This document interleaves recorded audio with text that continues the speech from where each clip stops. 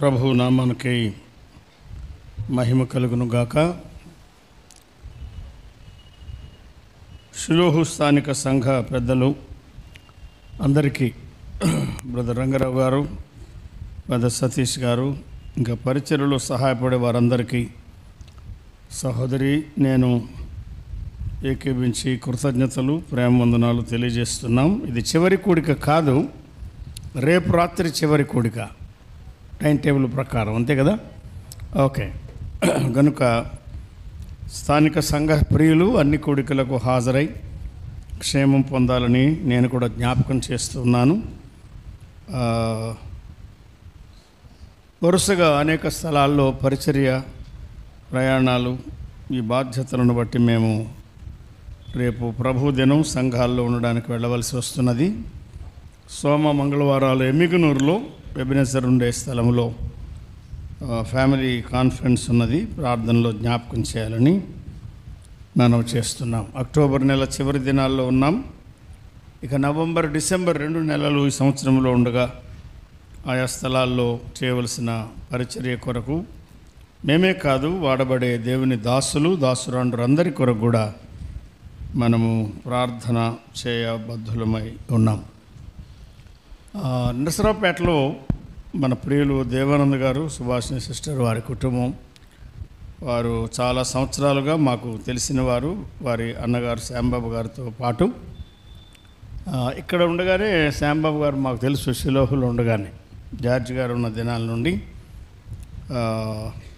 Devanand brother హైదరాబాద్లో ఉన్న, గోదావరి ఖన్లో ఉన్న, కరీంనగర్లో ఉన్న, ఎక్కడ పనిచేసినా అక్కడ ఒక సంఘము ప్రారంభం కావడానికి ప్రభు చేతిలో కుటుంబం సాధనంగా వాడబడుతున్న సంగతి మనందరికీ తెలిసిందే. వారుండే స్థలములో అక్కడ సంఘం ఏర్పడమే కాకుండా ఒక స్థలము, కూడుకోవడానికి ఒక మందిరము, సేవ చేయడానికి ఒక యవనస్తుని, సేవకుని నియమించేటువంటి అలవాటు కూడా వారు కలిగి ఉన్నారు. దాదాపుగా వారు వెళ్ళిన చాలా స్థలాల్లో మేము కూడా పరిచర్య చేయడానికి ప్రభు సహాయం చేశారు. ఈ దినాల్లో నిన్న సాయంకాలం మేము రాగా, ఈ సాయంకాలం వరకు సహోదరి వారు ప్రేమతో చేస్తున్న పరిచర్య, అలాగే మీ అందరూ చేస్తున్న ప్రార్థనలు, ఇక్కడ కూడా యవనస్తులు చేస్తున్న పరిచర్య అంతటిని బట్టి కృతజ్ఞతలు తెలియజేస్తున్నా. ఫ్యామిలీ కాన్ఫరెన్స్ల్లో ఎక్కువగా కుటుంబాలకు తగిన విషయాలు అందించే అనుభవం బ్రదర్ పిల్ల వెంకటరత్న గారికి ఎక్కువగా ఉన్నది. అంత అనుభవం నాకు లేదు. సంఘాలలో, సభలలో, బైబిల్ క్లాసుల్లో వాక్య పరిచర్య చేస్తూ వస్తున్నాం. కుటుంబాల విషయంలో వారు చాలా ప్రోగ్రామ్స్ చేశారు. వీడియో అంటే టీవీ ద్వారా నేరుగా కాన్ఫరెన్సెస్లో కూడా పరిచర్య చేశారు. వారు యాంటీయోక్ మినిస్ట్రీస్లో ఉండి ప్రభు కొరకు వాడబడుతుండగా ఆయన ఆరోగ్యం కొరకు మనం ప్రార్థన చేయాలి.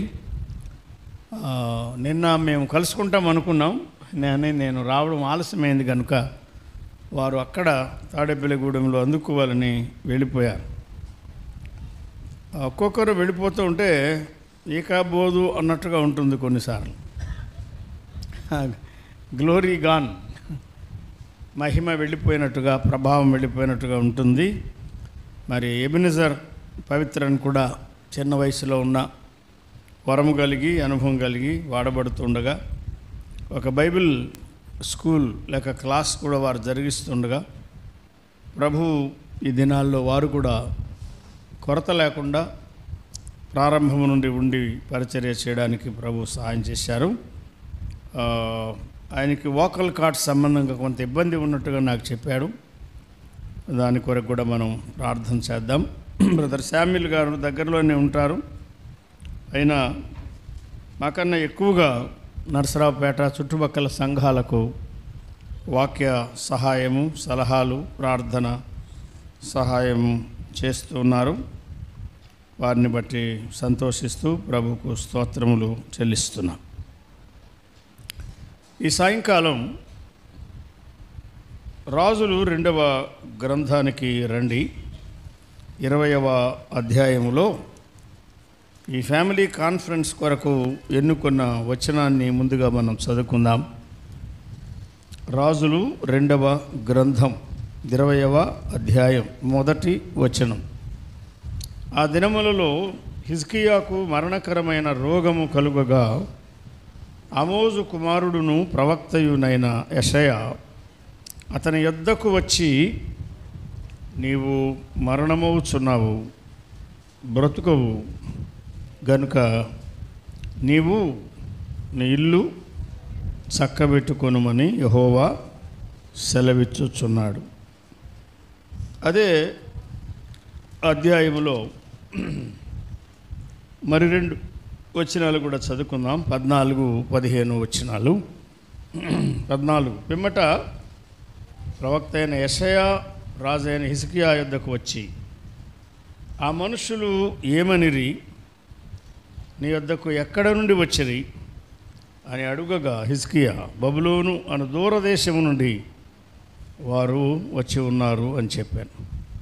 నీ ఇంటిలో వారు ఏమేమి చూచిరి అని అతడు అడుగగా, హిజ్కియా, నా పదార్థములలో దేనిని మరుగు చేయక నా ఇంటిలో ఉన్న సమస్తమును నేను వారికి చూపించి ఉన్నాను నేను. చదువుబడిన ఈ 3 వచనాలు రాజులు 2వ గ్రంథం 20వ అధ్యాయంలో నుండి ఈ 3 వచనాలు ఈ సాయంకాలం కొద్ది నిమిషాలు మనందరి కొరకు ప్రభువే దీవించునుగాక.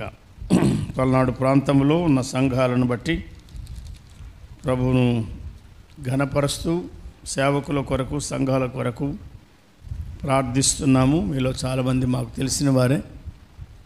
అదే సమయంలో కొన్ని సంఘాలకు స్థలాలు అక్కరగా ఉండగా, మందిరాలు అక్కరగా ఉండగా ప్రభువే ఆ కొరతలు ఎరిగినవాడు, తీర్చేవాడు గనుక ప్రభు వైపు చూస్తూ నమ్మకంగా, వాక్యానుసారంగా, విశ్వాసముతో, ప్రార్థనతో మనము ముందుకు సాగుదాం.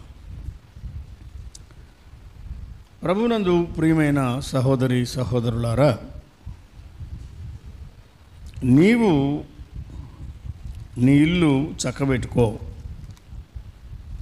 నీవే అని ప్రభువు మాట్లాడుతున్నాడు. నీవే ఈ పని చేయాలి. ఏం చక్కబెట్టుకోవాలి?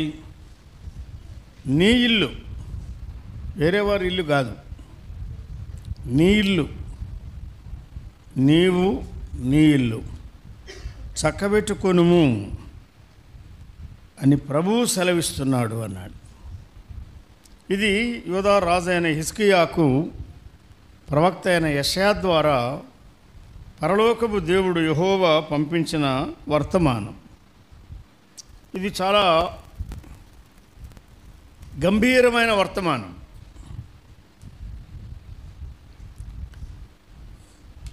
సమూయేలు 2వ గ్రంథంలో 17వ అధ్యాయం చూడండి. సమూయేలు 2వ గ్రంథం 17వ అధ్యాయం 23వ వచనం ఒకసారి చదవండి.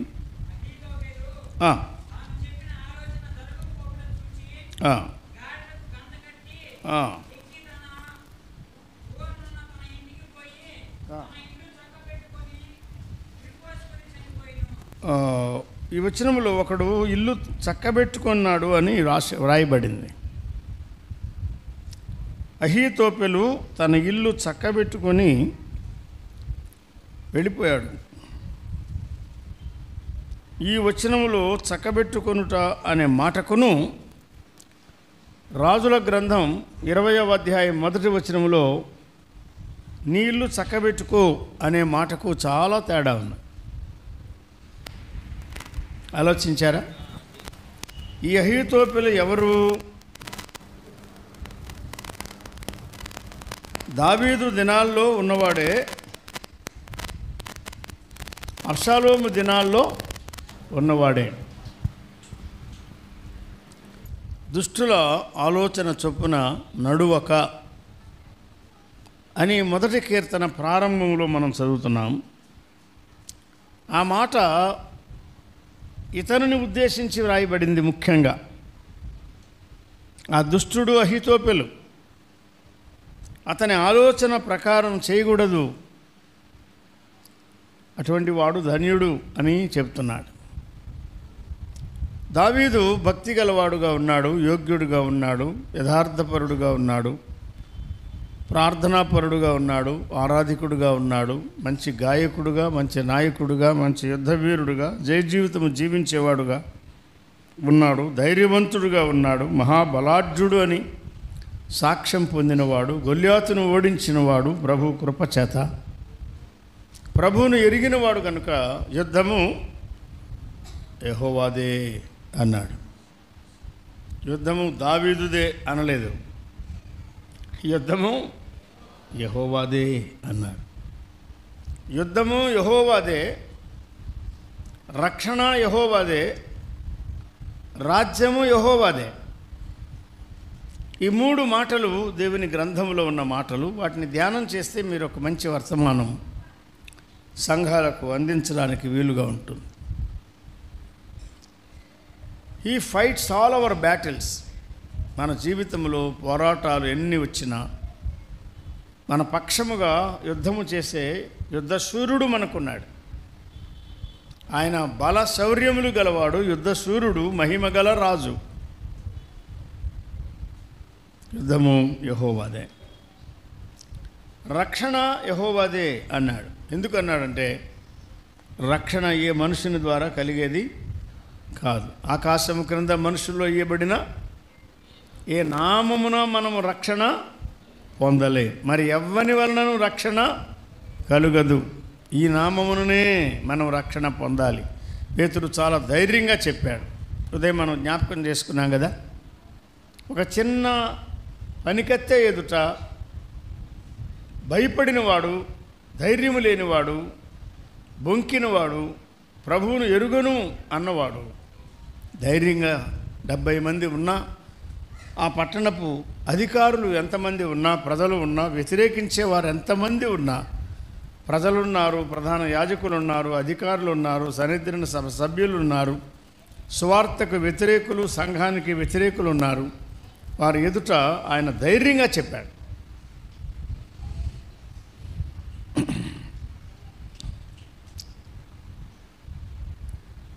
మనం ఉదయం విన్నాం, మన లోపాలు, మన కొదువలు మనం తెలుసుకొని వాటిని ఒప్పుకుంటే ప్రభు క్షమిస్తాడు, తిరిగి ఆయన మనలను ఉపయోగిస్తాడు. ఇక్కడ దావీదు అన్యాయాన్ని అనుభవిస్తూ అడవుల పాలై వెళ్ళిపోతూ ఉన్నాడు. సౌలు ద్వారా అన్యాయం అనుభవించాడు. సమూయేలు మొదటి గ్రంథం. కడుపున పుట్టిన కుమారుడు అబ్షాలోము ద్వారా అన్యాయాన్ని అనుభవిస్తున్నాడు. రెండవ గ్రంథం. దావీదు జీవితంలో చాలామంది ద్వారా బాధలు పొందాడు. దావీదుకు కలిగిన బాధలన్నిటినీ అతని పక్షముగా జ్ఞాపకం చేసుకో అని 132వ కీర్తనలో మనం చదువుతున్నాం. శ్రమలు దావీదు ఎరిగినవాడు, బాధలు ఎరిగినవాడు, ఇక్కట్లు ఎరిగినవాడు, ఇరుకులు ఇబ్బందులు ఎరిగినవాడు, అవమానము ఎరిగినవాడు, అపనిందలు ఎరిగినవాడు, పోరాటాలు ఎరిగినవాడు, ప్రాణాపాయాలు ఎరిగినవాడు. ప్రభు వాటన్నిటిలో నుండి దావీదును తప్పించాడు. ఇక్కడ అహీతోపెలును గురించి మనం చదివితే అతడు తాను చెప్పిన ఆలోచన జరగలేదని,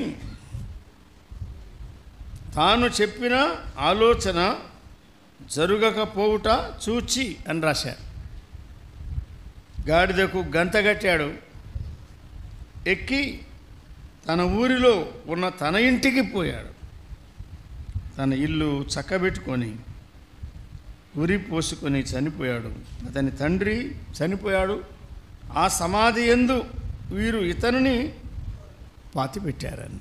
అతడు ఇల్లు చక్కబెట్టుకున్నాడు అంటే చక్కబెట్టుకోలేదు అని అర్థం. చక్కబెట్టుకోలేదు కదా. అయితే హిజ్కియాకు ప్రభుత్వ వర్తమానం ఏమంటే, నీవు బ్రతుకోవు, నీవు మరణమవుచున్నావు అన్నాడు. 25 సంవత్సరాల లేత ప్రాయంలో రాజుగా ఆయన అభిషేకించబడ్డాడు, పరిపాలన ప్రారంభించాడు. దాదాపు 30 అంటే 29 సంవత్సరాలు పరిపాలన చేశాడు. ప్రభు ఏం చెప్పాడు? యెషయా ప్రవక్తను పంపించి, ఆ కాలంలో ప్రవక్తగా యెషయా ఉన్నాడు. సమూయేలు మొదలుకొని ప్రవక్తలను ప్రభు అనుగ్రహించాడు కదా. 8వ శతాబ్దపు ప్రవక్తలలో యెషయా ఉన్నాడు, మీకా ఉన్నాడు. యెషయా వెళ్ళి చెప్తున్నాడు, ఆయనకు మరణకరమైన రోగము కలిగింది అని రాశాడు. హిజ్కియాకు కలిగిన రోగము అది మరణకరమైన రోగము అన్నాడు. మనం ఈ లోకంలో ఉండగా బలహీనతలు మనకి సంభవించడం, వ్యాధి సంభవించడం జరుగుతుంది. కొన్నిసార్లు తెగుళ్ళు వస్తాయి. కొన్నిసార్లు మరణకరమైన రోగాలు వస్తాయి. మరణకరమైన రోగం అంటే ఇక బ్రతకరండి. ఏ డిసీజ్ అంటూ డెత్, మరణకరమైన రోగం అన్నాడు.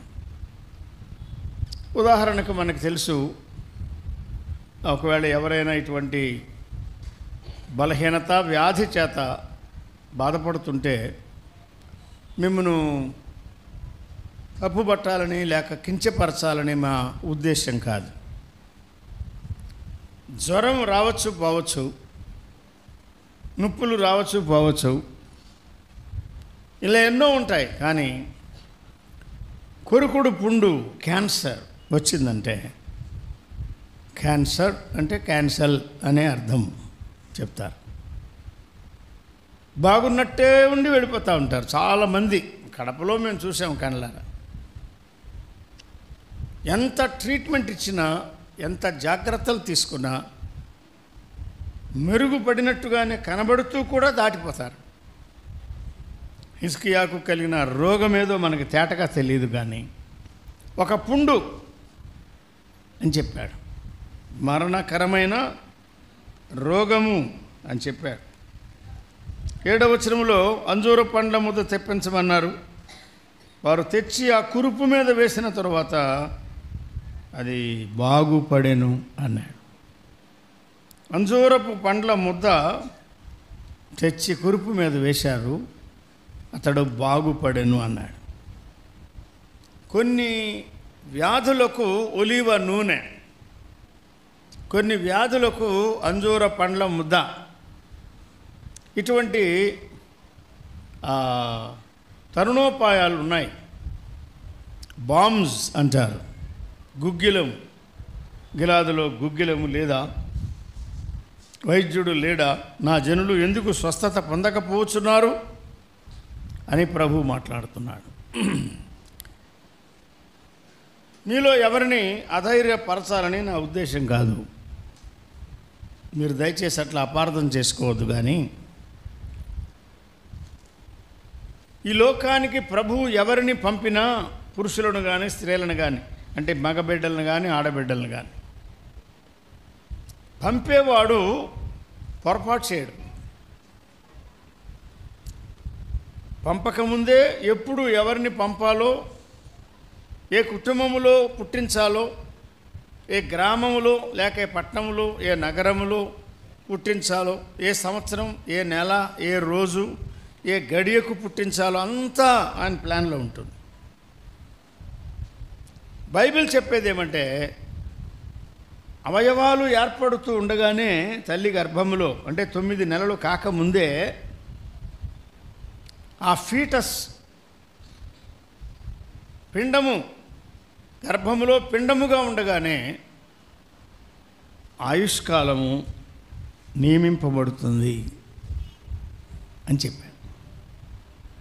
ఆయుష్కాలం అంటే ఎంతకాలం ఉండాలి అనేది ఆయనే నియమిస్తాడు. ఎప్పుడు రావాలో ఆయన నియమిస్తాడు. యాత్ర ఎప్పుడు ముగించాలో ఆయనే నియమిస్తాడు. యోబు గ్రంథం 14లో ఏమన్నాడంటే, మించజాలని వయఃపరిమాణం అన్నాడు.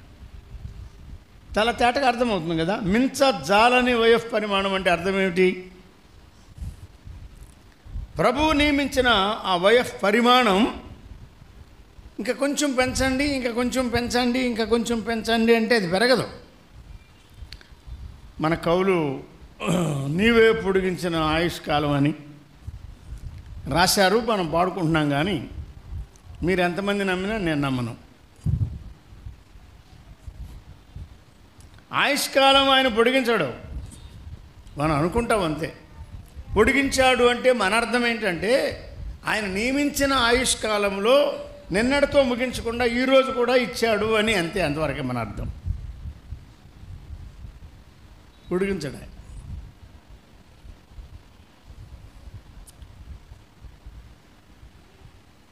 ఈయన విషయంలో ఏం జరిగింది? మరణకరమైన రోగము కలిగింది. ఆ కురుపు మీద పండ్ల ముద్ద వేయమంటే వేశారు, బాగుపడి. రాజుల గ్రంథం, దినవృత్తాంతాల గ్రంథం, యెషయా గ్రంథంలో కూడా దీనికి వచ్చి హిజ్కియాకు చెప్పాడు 3 గ్రంథాల్లో. ఒక చిన్న మాట మనం గుర్తుంచుకుందాం. ఏమంటే ఒక సత్యం చెప్పాడు ఆయన. The reality of death. మరణం వాస్తవం. మరణము గంభీరమైనది, మరణము బాధాకరమైనదే, మరణము వాస్తవం. ఇది మిథ్య కాదు, భ్రమ కాదు, మరణము వాస్తవం. భయపడనక్కర్లేదండి. నీవు బ్రతుకవు అని చెప్పాడు, మరణమవుచున్నావు అని చెప్పాడు.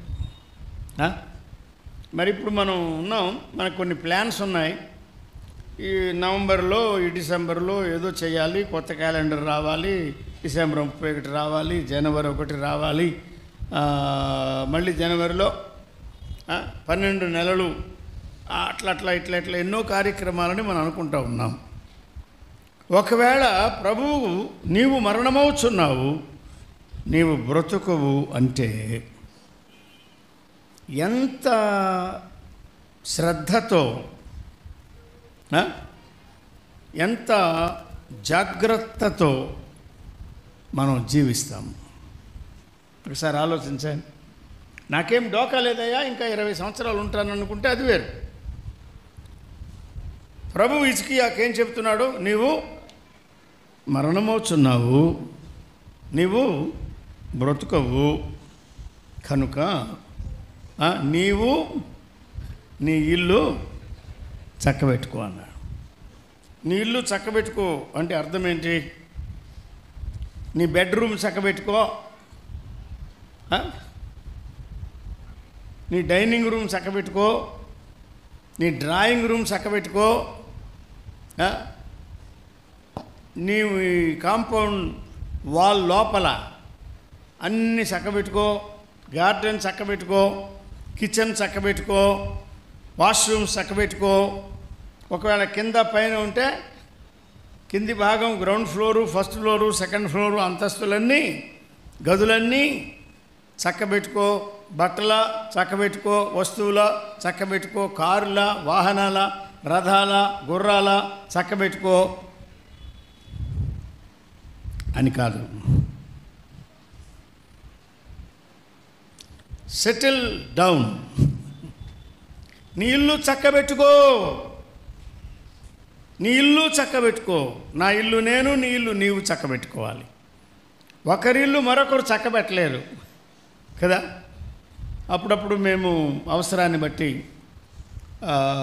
కొన్ని ఎక్కువ రోజులు లేక ఎక్కువ వారాలు బెంగళూరు కానీ, హైదరాబాద్ కానీ, మద్రాసు కానీ, ఇంక వేరే స్థలాలకు కానీ వెళ్ళవలసి వచ్చినా, మేము లేని దినాల్లో మా ఇంటి వారు కాకుండా ఎవరైనా వచ్చి మా ఇల్లు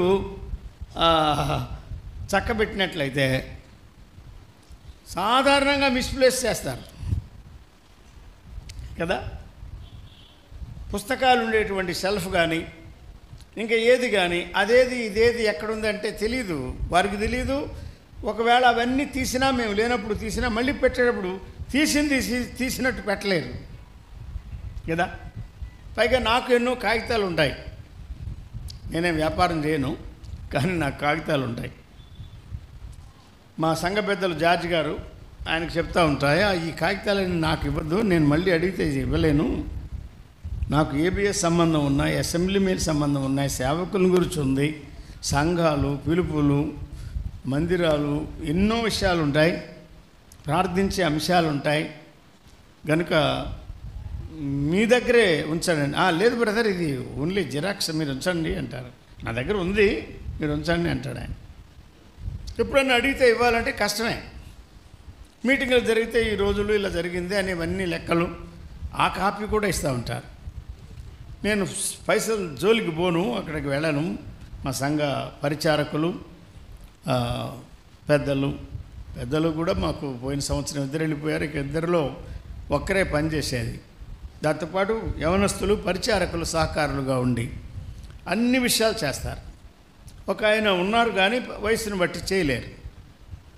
నాకు అవకాశం ఇవ్వడం లేదని ఆయన ఏం బాధపడరు. చక్కబెట్టుకోవడం ఆలోచించారా? నీ ఇల్లు చక్కబెట్టుకో. మన ఇంటి సంగతులు తెలియని వారు మన ఇంటిలో ఏదైనా సర్దాలంటే చక్కబెట్టాలని. అంతవరకు ఎందుకంటే ఎవరైనా కాస్త పాత్రలు శుద్ధి చేసి వెళితే కూడా మనం పెట్టుకున్నట్టు పెట్టలేరు. ఒక్కొక్క చోట ఉంటాయి, మళ్ళీ చూస్తే కనబడవు, సరిగ్గా కనబడవు. తర్వాత మళ్ళీ వారిని అడిగితేనే మనకు అర్థమవుతూ ఉంటుంది. ఇల్లు చక్కబెట్టుకో, నీవు నీ ఇల్లు చక్కబెట్టుకో. ఇది చాలా మంచి వర్తమానం. అంటే ఆ వచనమే మంచి వచనం. నీవు నీ ఇల్లు చక్కబెట్టుకో. అబ్రహాము తన జీవితాన్ని చక్కబెట్టుకున్నాడు.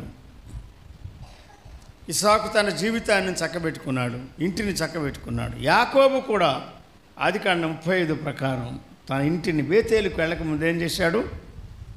చక్కబెట్టుకున్నాడు. ఆరాధనకు వెళ్ళకముందు ఇంటి వారందరికీ చెప్పాడు, మనం బేతేలుకు వెళ్ళబోతున్నాం, ఆరాధన చేయబోతున్నాం, కాబట్టి మీ బట్టలు మార్చుకోవాలి, శుచిపరచుకోవాలి, బట్టలు మార్చుకోవాలి. అన్య దేవతలు, ప్రభువుకి ఇష్టము కానివి ఏవి మీ దగ్గర ఉన్నా అవన్నీ ఇక్కడ అప్పగించండి. వాటన్నిటినీ పాతిపెట్టి మనము పవిత్రపరచబడిన వారంగా ఆరాధనకు వెళ్ళాలి అని ఆ గృహ యజమాని నేర్పించాడు. ఇలా బైబిల్లో తమ ఇల్లు చక్కబెట్టుకున్న వారిని గురించి మనం చదువుతున్నాం. నేను వాటిని గురించి ఎక్కువ ధ్యానించలేదు. నిన్న రాత్రే నెహెమ్యా గ్రంథంలో మనం గుమ్మాలు వాటిని గురించి కొన్ని సంగతులు క్లుప్తంగా ధ్యానించాలనుకున్నాం. కానీ ఆ మొదటి పాఠం అయిన తర్వాత నాకు సహోదరులు చెప్పారు, ఈ కాన్ఫరెన్స్కు ఒక అంశం ఏర్పాటు చేశారు అన్నారు. అంతేగాని మీరు తప్పక అదే మాట్లాడాలా అని నన్నేం ఒత్తిడి చేయలేదు. అయినను మన కుటుంబాల పట్ల ప్రభువుకున్న ఉద్దేశం మనం తేటగా తెలుసుకోవడం, చక్క చేసుకోవడం అది చాలా సహాయకరమైన విషయం.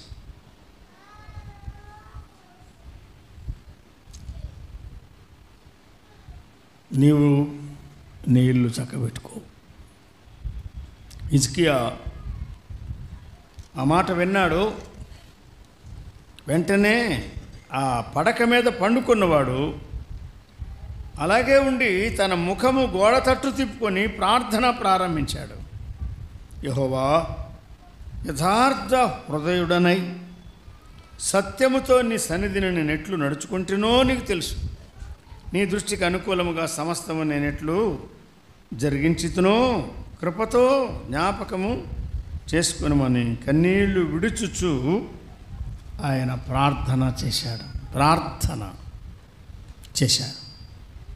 వర్తమానం విన్నాడు. ప్రభు తట్టు తిరిగి ఆయన ప్రార్థన చేశాడు. ఆ ప్రార్థనకు జవాబు వెంటనే వచ్చింది.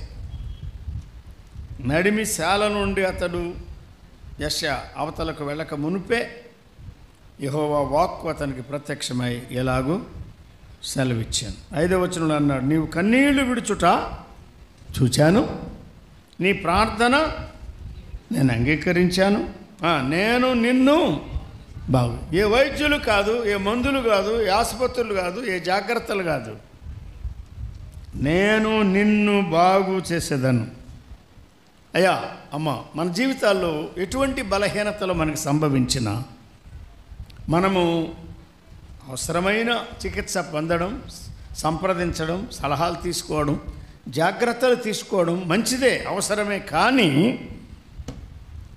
మనల్ని బాగు చేసేది మాత్రం చెప్పరే, డాక్టర్స్ కాదు, హాస్పిటల్స్ కాదు, మందులు కాదు, ప్రభువే బాగు చేస్తాడు. ప్రభువే బాగు చేస్తాడు. ఆయన బాగు చేస్తే మనం ఆరోగ్యం కలిగి ఉంటాం. ప్రభువా, నీవు నన్ను స్వస్థపరచు, నేను స్వస్థత పొందుదును. ఇర్మియా ప్రార్థన చేస్తున్నాడు. బాగు చేస్తాడు ఆయన. ఆయనకి ఇష్టమైతే బాగు చేస్తాడు. ఒకవేళ మరి కష్టపడడం, మనం లోకంలో ఉండి కష్టపడడం ఆయన చూడలేకపోతే, దానిలోంచి మనల్ని తప్పించాలనుకుంటే ఏం చేస్తాడు? చేర్చుకుంటాడు. ఆయన పిలుస్తాడు, తన దగ్గర చేర్చుకుంటాడు. ఇంత ప్రార్థన చేసినా నువ్వెందుకు జవాబు ఇవ్వలేదు, ఎందుకు పిలుచుకున్నావు అనే మాట రాకూడదు. ఆయన చేయనుదంతయు నమ్మకమైనది.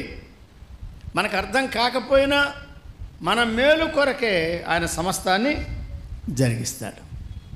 నేను నిన్ను బాగు చేస్తాను అన్నాడు. నీ ప్రార్థన నేను అంగీకరించాను అన్నాడు. నీవు కన్నీళ్లు విడుచుట నేను చూశాను అన్నాడు. 4వ మాట ఏం చెప్పాడో తెలుసా? నీవు దేవుని మందిరమునకు ఎక్కిపోవుదువు. ఆహా, ఎంత చక్కని మాట. ఇతనికి ఏం జరిగింది? మరణకరమైన రోగము కలిగి. కానీ ప్రభు ఏం చెప్తున్నాడు? నీవు దేవుని మందిరమునకు ఎక్కిపోతావు. ఎక్కిపోతావు అంటే లిఫ్ట్ ఉంటుంది, నువ్వు ఎక్కిపోతావని కాదు. నువ్వు బాగుపడతావు, నీకు నీవే ఎక్కిపోతావు. నేను నిన్ను బాగు చేస్తే నువ్వు ఎక్కిపోతావయ్యా. రాజుకు దేవుని వాక్యమని.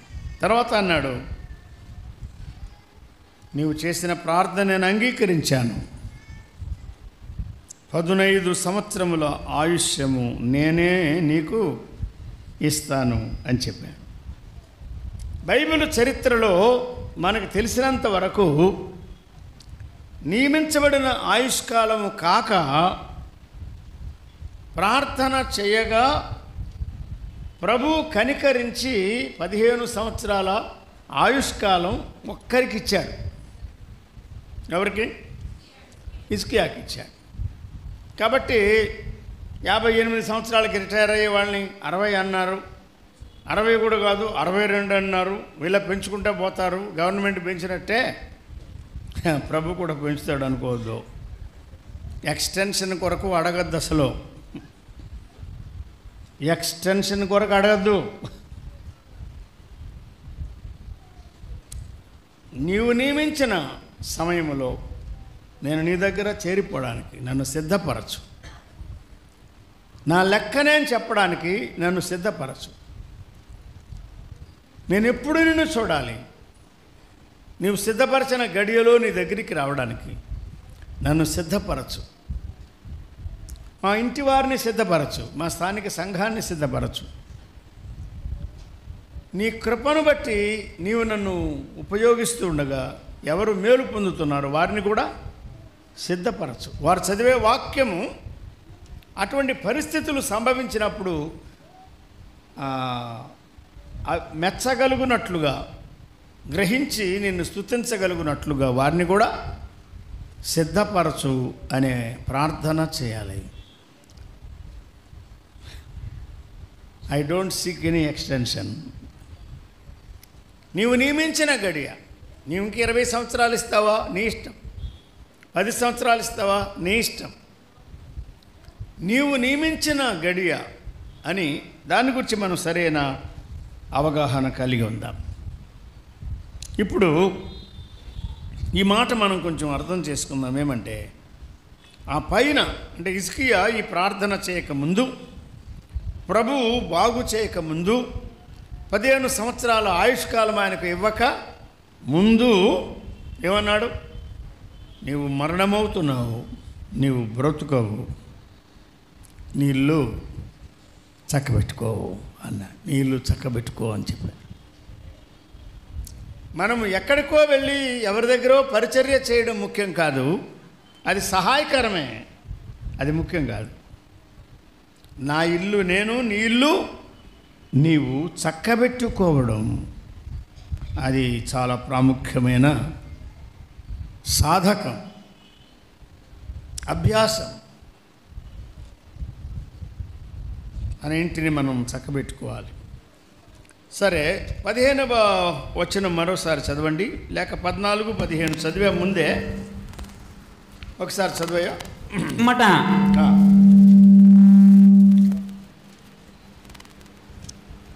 పిమ్మట ప్రవక్త అయిన యెషయా రాజైన హిజ్కియా యొద్దకు వచ్చి, ఆ మనుషులు ఏమనిరి, నీ యొద్దకు ఎక్కడ నుండి వచ్చిరి అని అడుగుగా, హిజ్కియా, బబులోనును దూరదేశము నుండి వారు వచ్చి ఉన్నారని చెప్పెను. నీ ఇంటిలో వారు ఏమేమి చూచిరని అతడు అడుగగా, హిజ్కియా, నా పదార్థములలో దేనిని మరుగు చేయక నా ఇంటిలోనున్న సమస్తమును నేను వారికి చూపించి ఉన్నానని నేను. 3 ప్రశ్నలు అడిగాడు ఆయన, అవునా? నంబర్ 1, ఆ మనుషులు ఏమన్నారు అన్నాడు. నంబర్ 2, ఎక్కడి నుండి వచ్చారు అన్నాడు. నంబర్ 3, వారు నీ ఇంటిలో ఏమేమి చూశారు అన్నాడు. ఇక ఈయన జవాబిచ్చాడు. ఎప్పుడు వచ్చారు వారు ఆ మనుషులు? ఆ మనుషులు ఎప్పుడు వచ్చారు? 12 చదవండి, 20, 12.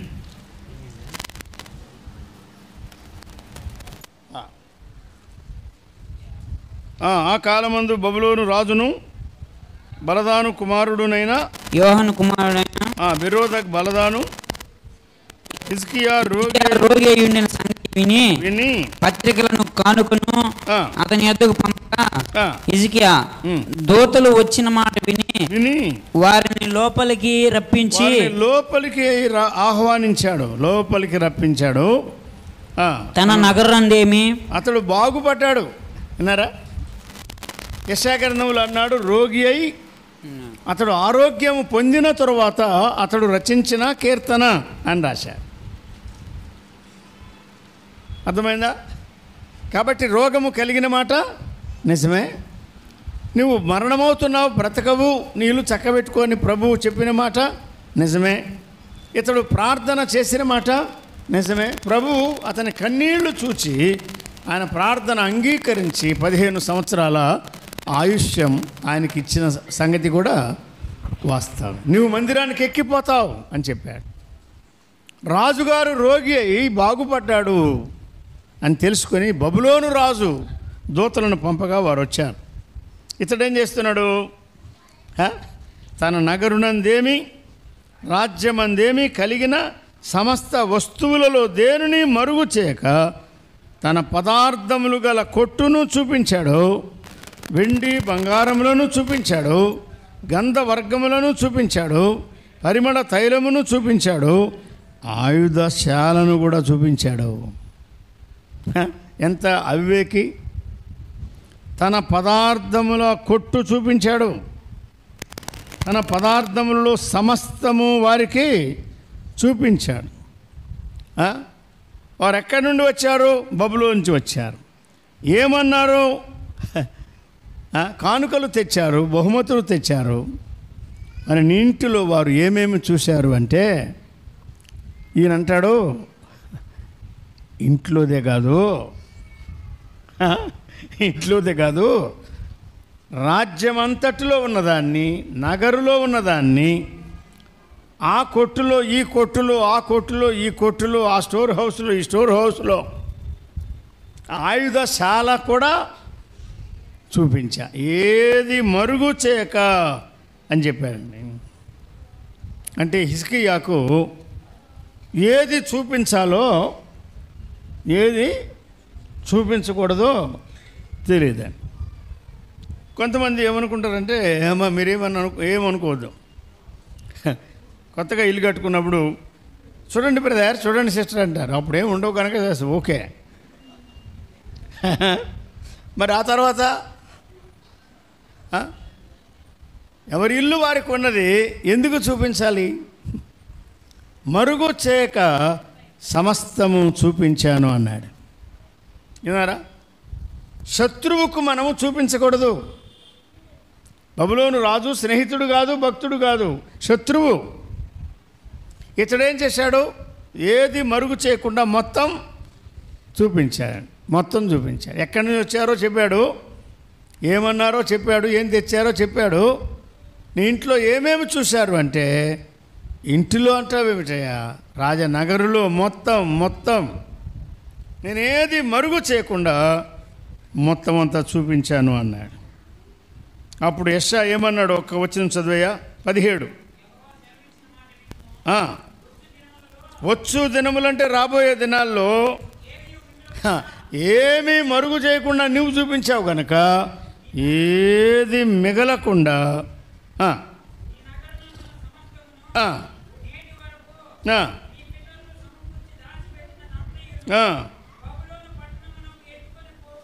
అప్పటికే జరగలేదు. కానీ ప్రభు ఏం చెప్పాడు? రాబోవు దినములలో ఈ రీతిగా వారు మొత్తం బబులోనుకు తీసుకొని పోతారు, ప్రజల్ని తీసుకుపోతారు. నీవు చూపించినవన్నీ ఏది మిగలదు, ఇక్కడ మొత్తం బాబెలుకు ట్రాన్స్ఫర్ అయిపోతుంది, మొత్తం తీసుకుపోతారు. చెరపట్టబడేది ఖాయం, బబులోనుకు వెళ్ళిపోయేది ఖాయం. యెరూషలేములో ఉండరు ఇక మీరు, ఇక్కడంతా సున్నా, ఇది ఖాళీ అయిపోతుంది. అక్కడ బబులోనుకు అతడు తీసుకొని పోతాడు. నీ రాజకుమారులను లేక నీ పిల్లలను వారు నపుంసకులుగా చేస్తారన్న దానియేలు గ్రంథంలో ఇవన్నీ నెరవేరినాయి. ఇర్మియా గ్రంథం, యెహెజ్కేలు గ్రంథం, యెషయా గ్రంథంలో కూడా దీని గురించి కొంతగా చెప్పాడు. ఇంకా కొన్ని గ్రంథాల్లో అష్షూరు చెరకు వెళ్ళిన వారిని గురించి కొన్ని గ్రంథాల్లో చెప్పాడు. బాబెలు చెరకు వెళ్ళే వారిని గురించి కొన్ని గ్రంథాల్లో చెప్పాడు. వెళ్ళేది ఖాయమన్నాడు. 70 సంవత్సరాలు వారు అక్కడ ఉంటారన్నాడు. తిరిగి మళ్ళా నేనే దర్శించి వారిని మళ్ళా ఇక్కడికి తెస్తానన్నాడు. కోరెషు పుట్టకముందే, విన్నారా ఈ మాట? కోరెషు పుట్టకముందే, కోరెషు తల్లిదండ్రులు పుట్టకముందే, కోరెషు పేరు బైబిల్లో రాయబడింది, అతడు చేసే పని కూడా బైబిల్లో రాయబడింది. చెరపట్టబడిన వారిని మీరు వెళ్ళండి, యెరూషలేముకు వెళ్ళండి, మందిరం కట్టండి అని ఆజ్ఞ ఇచ్చి పంపింది ఎవరు? కోరెషు. ఈ చరిత్ర ఎక్కడ? ఎజ్రా గ్రంథంలో. విన్నారా? బాప్తిసమిచ్చే యోహాను కానీ అతని తల్లిదండ్రులు కానీ పుట్టకముందే యెషయా ప్రవక్త ద్వారా ప్రభువు రాయించాడేమని అడవిలో ఒకడు ప్రకటిస్తున్నాడు. ప్రభువుకు రాజమార్గం సరళం చేయమని, సిద్ధం చేయమని. ఎక్కడ యెషయా 40, ఎక్కడ లూకాసు వార్త 1 చూడండి. బైబిల్ అంత విచిత్రమైన గ్రంథం. అమ్మాయ్య, అర్థమవుతుందా?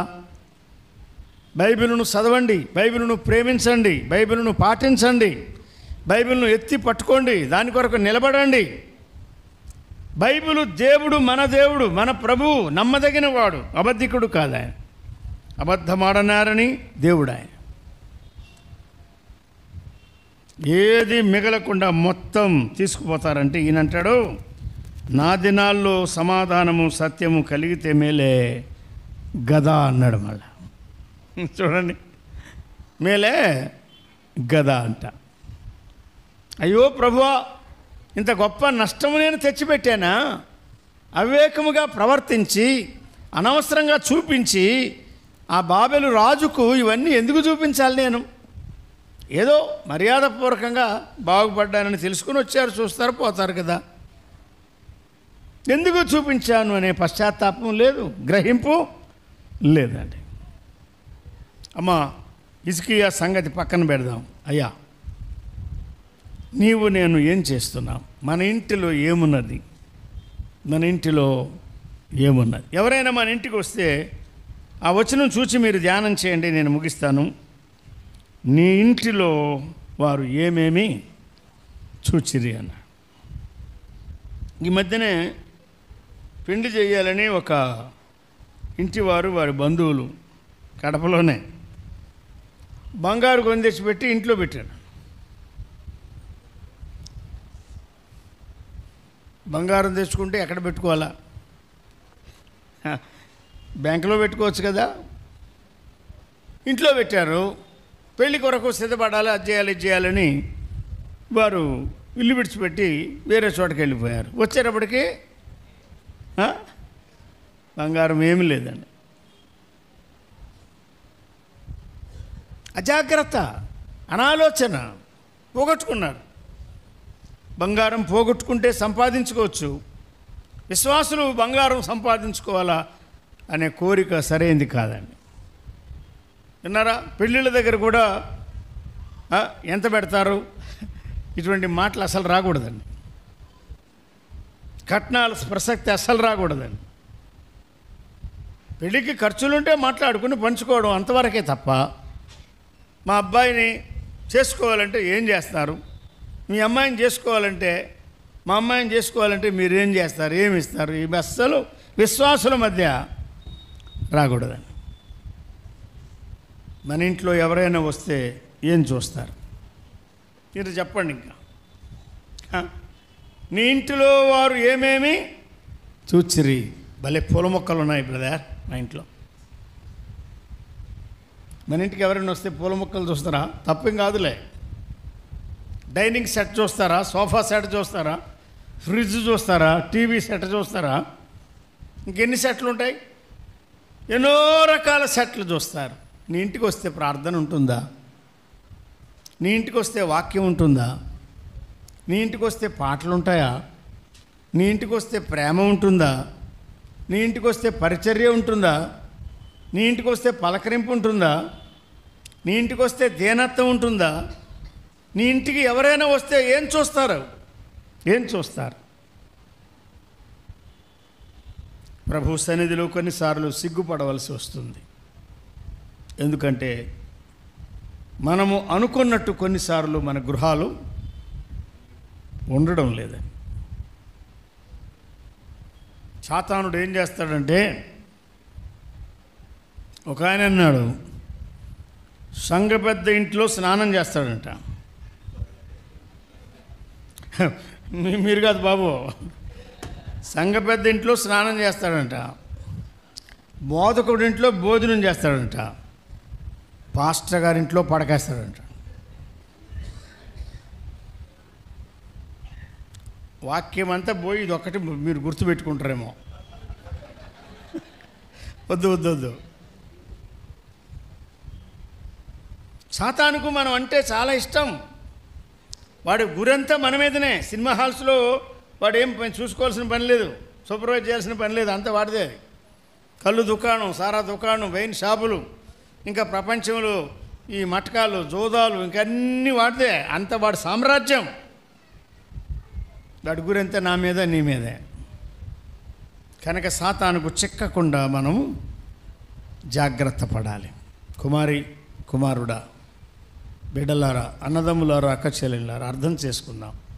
మన ఇల్లు మనం చక్కబెట్టుకుందాం. మన ఇంటి కొరకు ప్రార్థన చేద్దాం. మన ఇంటి కొరకు ఉపవాసం ఉందాం. మన ఇంటి కొరకు నలిగిపోదాం. మన ఇంటి కొరకు ప్రభువు దగ్గర కన్నీళ్లు కారుస్తాం. పరీక్షించుకుందాం. నీళ్ళు చక్కబెట్టుకో, నీళ్ళు చక్కబెట్టుకో.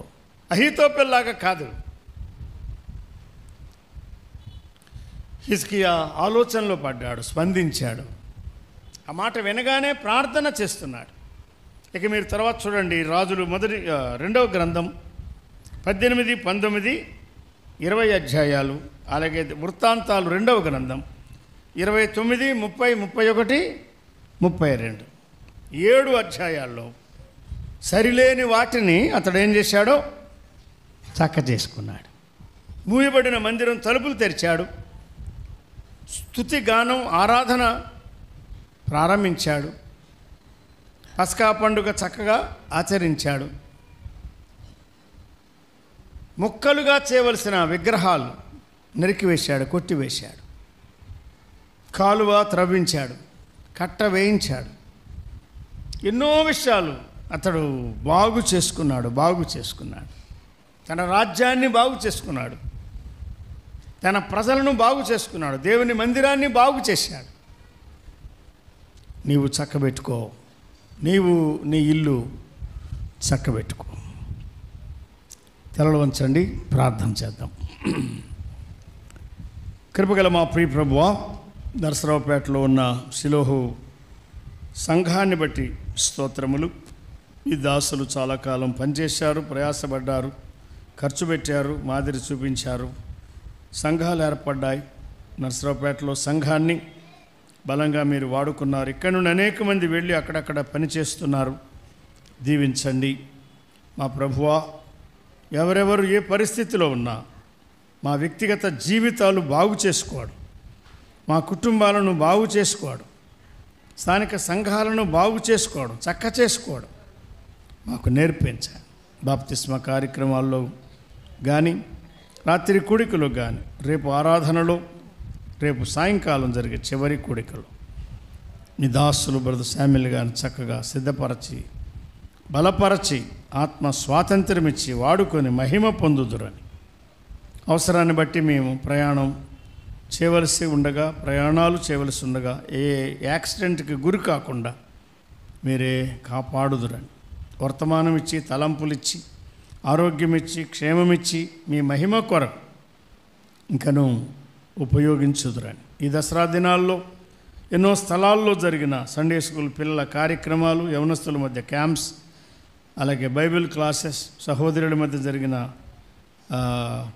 కార్యక్రమాలు, కూడికలు, అలాగే మరికొన్ని స్థలాల్లో జరిగిన సభలు, అన్నిటిలో కాన్ఫరెన్సుల్లో మీరు తోడ్పడ్డారు. మీకు స్తోత్రములు చెల్లిస్తూ, కొన్ని సిఫారసు కూడికలు జరిగి ఉండగా, ప్రయోజనకరమైన పరిచర్య జరిగి ఉండగా దీవించుదురని, శరీర బలహీనతలు కలిగిన వారిని కూడా కనికరించారు, బాగు చేశారు. మీకే స్తోత్రములు చెల్లిస్తూ, మీ వాక్యము ఇంకను మా ఒక్కొక్కరితో మాట్లాడునట్లు, మాలో మార్పును తెచ్చునట్లు సహాయం ఇమ్మని, పేరు పేరున స్థానిక సంఘాల్లో ఉన్న విశ్వాసులను ప్రతిఫలముతో నింపుమని మా ప్రభు అయిన క్రీస్తు యేసు నామమున స్తుతించి మిమ్మను హెచ్చించి వేడుకొనుచున్నాం తండ్రి, ఆమేన్. మరి సహోదరి, నేను కూడా ఏకీవించి మరొకసారి మీ అందరికీ పేరు పేరున ప్రేమ వందనాలు తెలియజేస్తున్నాం. వ్యక్తిగతంగా కలవలేకపోయినా మా కొరకు ఇంకా ఎక్కువగా మీరు ప్రార్థన చేయండి. మీ ఎక్కువ వాడబడాలని చేయొద్దు, ప్రభు కాపాడాలని ప్రార్థన చేయండి.